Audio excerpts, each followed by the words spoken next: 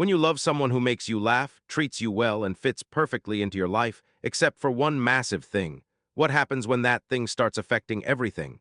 This is the story of a relationship that looks solid on the surface, but underneath, one person is sprinting forward while the other refuses to move. I'm in my early 30s and I've been dating my boyfriend for just over a year. On paper, he checks a lot of boxes. He's funny without trying too hard. He's kind. We laugh at the same dumb jokes. Our personalities click and he fits seamlessly into my social circle. My friends like him. My family likes him. For a long time, I felt genuinely lucky to have found someone who felt so easy to be with. But over time, I started noticing a pattern, one that kept getting harder to ignore. I'm someone who puts a lot of intention into taking care of myself. Not in a perfectionist way, but in a future me deserves some effort kind of way. I work out most days of the week. Nothing extreme, just consistent movement. I cook most of my meals, focusing on foods that actually make me feel good. I try to sleep on a regular schedule. And financially, I'm pretty structured. I save, I invest, I think about retirement, and I try to avoid living in a constant state of panic about money.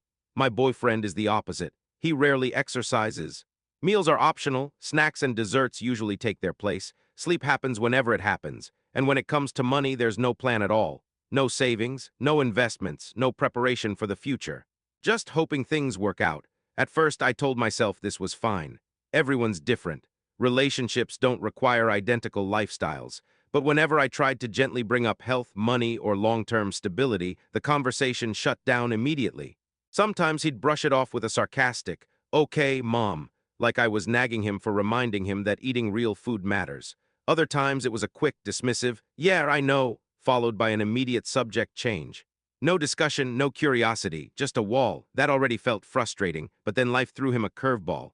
About 5 months ago, he was laid off from his job. It wasn't his fault. He was a good employee and the company downsized. I supported him fully at first. Layoffs happen. The job market is rough. I knew it might take time.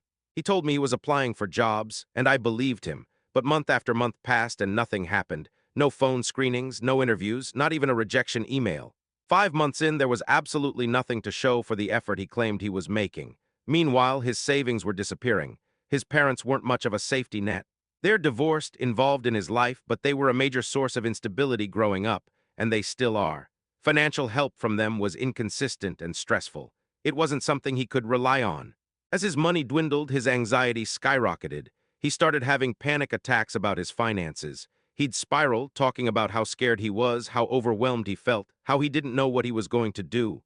I listened. I comforted him, I reassured him, but what I didn't see was action.